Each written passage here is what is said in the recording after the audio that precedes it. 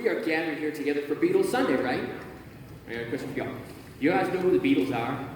Yeah, okay. We're going to tell you real quick.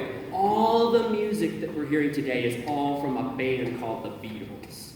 And you may have, even if you don't have to tell me, but you may have even heard moms and dads or grandmothers or grandparents may have been fighting over the idea of which of the Beatles was more influential, John Lennon or Paul McCartney. You don't have to tell me if you hear them fighting about this at all. But I'm going to weigh into this discussion because I want to make a pitch for the Beatles that I think was the most influencing to me is George Harrison. There we go. Before you all start making for the exit, hear me out. George Harrison, because he was probably the most religious of any of the Beatles. And it's true that religion was not Christianity. He was actually a kind of a Hindu. He was following Vaishnava Hinduism. But I think in looking at George Harrison and studying some of the things that he believed, it's actually informed my Christianity. You think that's possible, that it could make me a better Christian? I'm going to tell you, you know what you think. It makes me a better Christian. Because part of what George believed in Hinduism was this idea that God made us all to be connected to each other. And it's this idea that I'm connected to you, you're connected to each other, we're all intimately connected to each other. And that the decisions that you make affect those around you. So when I'm deciding what choices I'm going to make, it affects you all. And in George Harrison's belief, the idea was that God always gives you the choice to choose whether or not, when you're connected to people around you, are you going to choose to love them or not to love them? You always get that choice. You get to choose to love or not to love. Now, which of those choices do you think you should make? What do you think? Love? I'm on the fence about love. Yeah. I think that's the right choice, right? I think that's the right choice.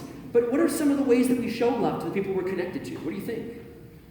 How do you love some of the people you're connected to? What if you see somebody who's ill or sick and they're in need of help? What would be a loving thing to do?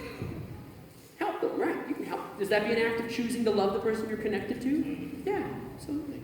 What about if you want to celebrate and you're having a birthday party, or it's Christmas, or some other celebration? How do you show the people you're connected to that you love them? What do you think? You can give them some presents and spend time with them. You tell them you love them. Sing some songs together. We sing happy birthday with each other. It's an act of showing your love for the people we're connected to, right? What about if you are in need of help and there's something and you just can't do it alone? What would be an act of love for somebody to help you? Come and help you with the project you're working on?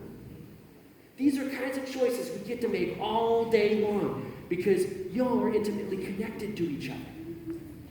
And I think that has informed my Christianity a lot. And I think we're on the right track here because when you look at Jesus, what does Jesus do in our story today? What does Jesus do in his story? He goes to the temple and he sees somebody who's in need of help.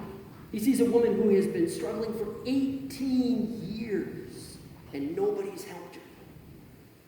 And even though it's the Sabbath and even though Jesus doesn't have to help, what does he do? He goes. Yeah. He goes and he helps. He sees himself as connected to that woman.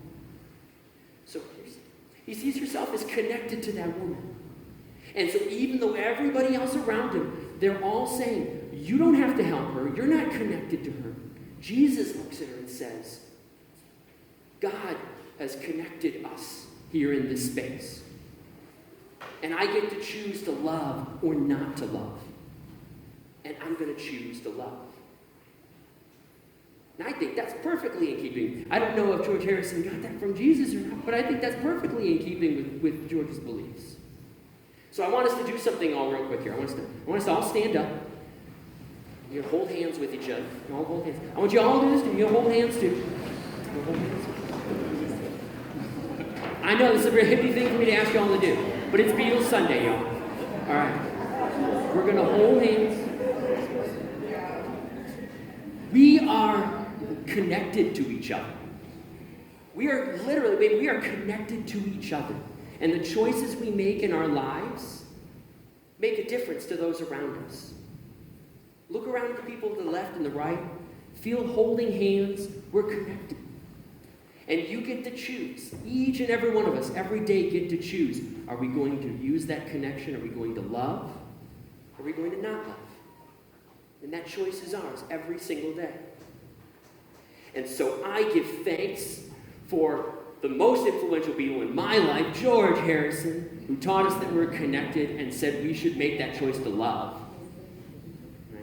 And I give thanks for Jesus Christ, who showed us in word and in deed that we are connected to each other. And he chooses to love us too. So thanks be to God for George Harrison and the Beatles and their inspiring music. And thanks be to God for Jesus. Thanks be to God for everyone connected to each other today. Amen. All right, y'all. You have fun. Find your seats.